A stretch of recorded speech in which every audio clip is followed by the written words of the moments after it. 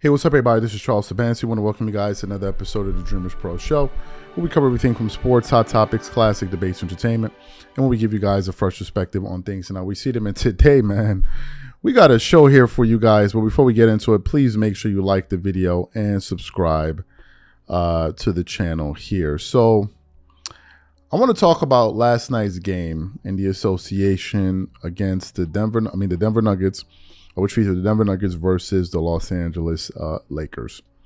Now, going into that game, there were a few things that I was paying attention to.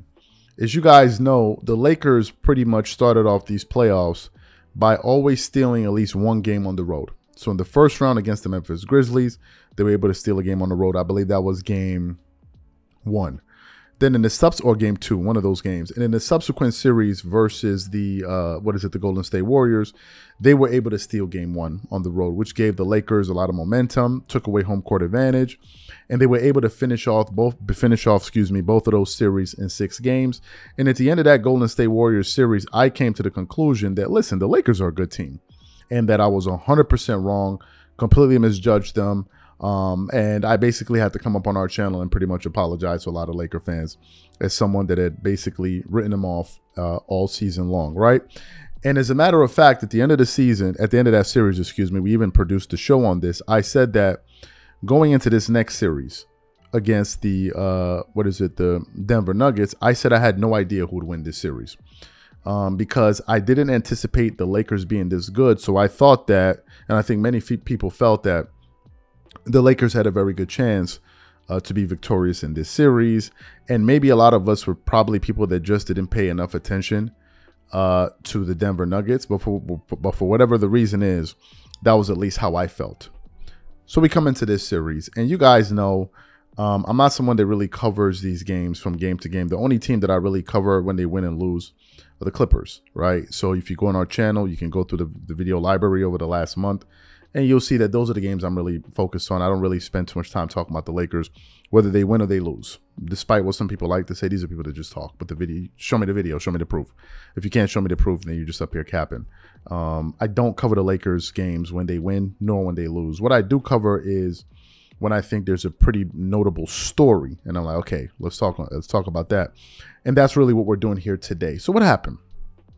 Yesterday went into game 3. The series shifted to Los Angeles. And to be quite honest with you, I thought going into this game that the Lakers were going to win that game. Number 1. Number 2, even when the Denver Nuggets even when they were as hot as fish grease in that first half with Jamal Murray just going out of his mind. I think Jamal Murray had what looked like 30 points in the first half.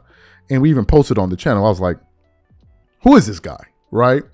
But I said to myself, and I didn't post it on the channel, but I said to myself, this game is far from over. And that if you feel that this game is over because the Denver Nuggets are coming out so well, it's not the case. And I think going into the half, the Lakers were pretty much able to cut the lead down to, if I'm not mistaken, they were able to cut that lead down to 3 points. I think the Lakers, I think that the Golden State Warriors went into the first half with a 58. Yeah, they scored 58 points, and the Lakers just scored 55 points, right? And in that first half, Jamal Murray scored 30 points, and he was the only Denver Nugget in double digits, which means that he was basically carrying the team. And Nikola Jokic only had 5 points up until that point, right? So I said to myself that this game is not over. But then we get to the third quarter, and the Lakers start to make a push, as I expected them to make in that game. But the Denver Nuggets hung in there with them, right? The Lakers actually ended up outscoring the Denver Nuggets by 1 point. The Lakers scored 27 points in the third. The Denver Nuggets scored 26 points, and LeBron and these guys started coming on. Anthony Davis had 11 points. LeBron James had 7 points. He hit 2 big 3-pointers in that quarter, which I'm going to get to a little bit later. But then the Denver Nuggets answered because KCP, the former Laker, former champion, he scored 12 points in that quarter, and Nikola Jokic only had 1 point. Then we get into the fourth quarter of that game, and it's when Nikola Jokic just decided to get into the flow of things. He ended up having 15 big points. Jamal Murray cooled down. He had 7 points in that fourth quarter, but what ended up happening was the difference in that game, I believe, was the fourth quarter where the Lakers scored 26 points on 40% shooting from the field, and the Denver Nuggets scored 35 points on 60% shooting from the field on 45% shooting from the three. And at the end of that game, I have to tell you that I was absolutely shell-shocked. I was shell-shocked. I did not expect the Denver Nuggets to be able to go in there and win that game. I didn't. I knew that they were good, but I didn't expect that to happen. I thought that the Lakers would be able to get game three, right? I thought that they would be able to get game three because, you know, they're coming back to their home court. They're a very good team. They're a very good defensive team. They've been the best defensive team in the playoffs. And I thought that home crowd, which was full of stars like Eddie Murphy and Adele and all of these different Jimmy Iovine and Jack Nicholson, all of these guys that were at the game, I thought that they were going to be able to kind of, gain some momentum from the crowd and just win that home game. But to see the Denver Nuggets win that game, I was shell shocked, and I don't think a lot of people expected that. And I even think some Denver Nuggets fans were surprised at that too, because what they did was very impressive, especially considering the team that the Lakers are and considering the team that they beat, that they beat in the prior rounds. They beat the number 2 seed in the Memphis Grizzlies. Then they beat the number, is it the 6th seed in the Phoenix, not the Phoenix Suns, in the Golden State Warriors. So they were beating good teams because the Lakers were the 8th seed, if I'm not mistaken. So for them to have those good wins, you're like, you automatically had to change your position on the team. So for the Denver Nuggets to go in there and win that game and go up 3-0, I thought it was remarkable. And it's a devastating loss because I looked at the stat this morning. I think teams that have gone down 3-0 are 0 and I think 178 or some crazy number like that. They've never come back. And I think they asked LeBron at the end of the game, like, hey, what are your thoughts on this team possibly being able to come back? And he said, I'm looking to make history. Now, I think it's good that LeBron said that. LeBron does have that kind of reputation from coming back from 3-1 in the NBA Finals. So he has that on his resume. And I think it's a good thing that he said that because that's something you need to say to communicate that message to your troops, to your teammates.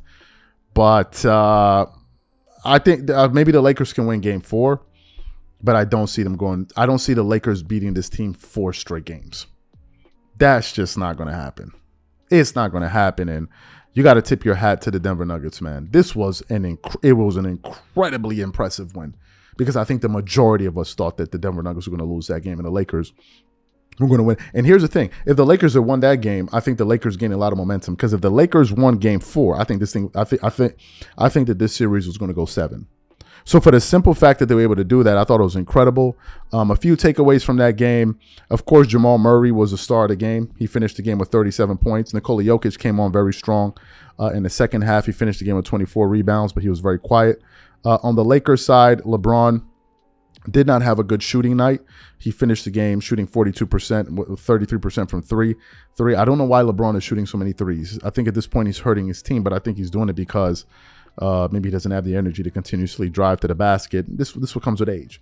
And that's why I'm not going to beat up on him. He didn't have a good game in terms of overall, but what I do like was that he was aggressive.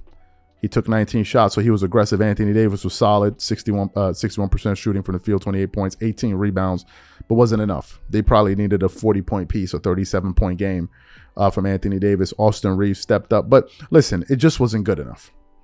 It just wasn't good enough. And the sentiment I'm walking away with is that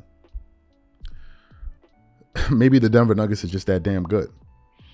And if the Lakers are able to beat the Memphis Grizzlies and the Warriors, we know that the Lakers are a good team. So if the Nuggets are able to beat them 3 straight, what does that say about the Denver Nuggets?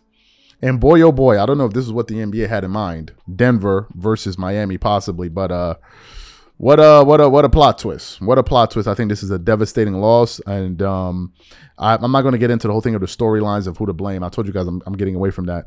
Instead, I just want to focus on the fact that maybe the Lakers are playing a more superior team. And I think if we come to that understanding, there's less blame to go around. And just understand that you're playing a better team. And I think ultimately that's what's happening here. The Denver Nuggets are just the better team. So these are my thoughts and opinions. What I want to know from you guys is simply this. What are your takeaways from game 3? And do you think the Lakers can come back and win this series? Whatever you guys think, please leave your thoughts in the comment section, and we catch you guys on the next show.